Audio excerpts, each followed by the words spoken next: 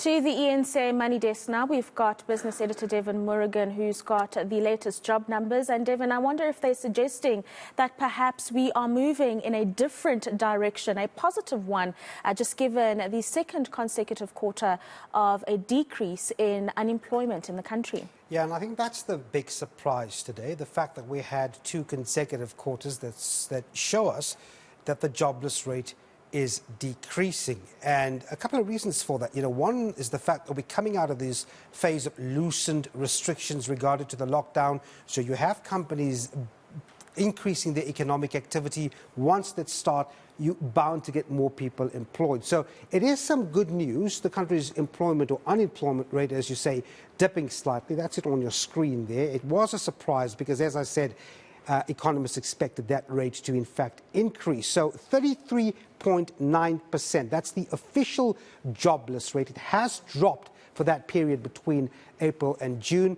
How many people does it translate to being officially unemployed? 8 million people. Now, here's the expanded definition of unemployment. This is considering those who have given up looking for work, discouraged job seekers, as they call them. That's also down to 44.1%.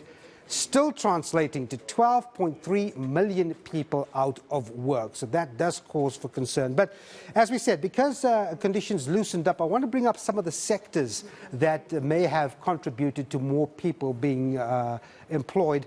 Government employing 276,000 jobs. And that basically comes in form of community work, for example. That's a big factor there. We've got trade and industry up 169,000, finance 129,000 more jobs for people. But look at that down over there.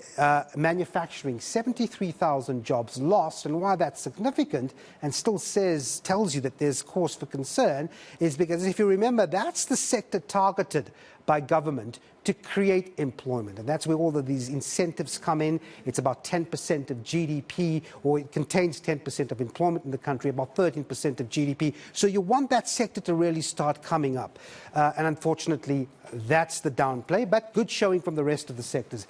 Let me just give you an idea as to what's this sort of always the hot potato when it comes to these numbers: youth unemployment. Let's shift the screen up, and it's a stat we very often use, and that is, off this bracket, 15 to 24 years of age, there are 10.2 million youngsters, if you like, in that bracket, and of them, 3.7 million of these youngsters are not in any form of education, employment or training. And that figure, as I said, works out to 3.7 million people. That is 35% of the 10 million or so people in that bracket. So indeed, two consecutive quarters of a drop in unemployment, but still a long way to go. Yes, Azar Jamin on what he thought about looking at those specific sectors I mentioned a bit earlier on.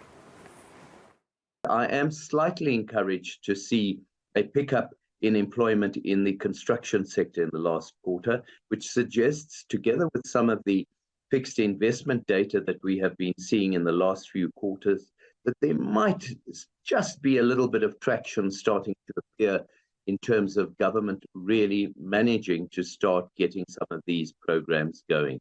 But there's still a long, long way to go before it becomes the kind of wave needed to make a significant dent to the unemployment rate. All right, that's Chief Economist at Econometrics, Azar Jamin. All right.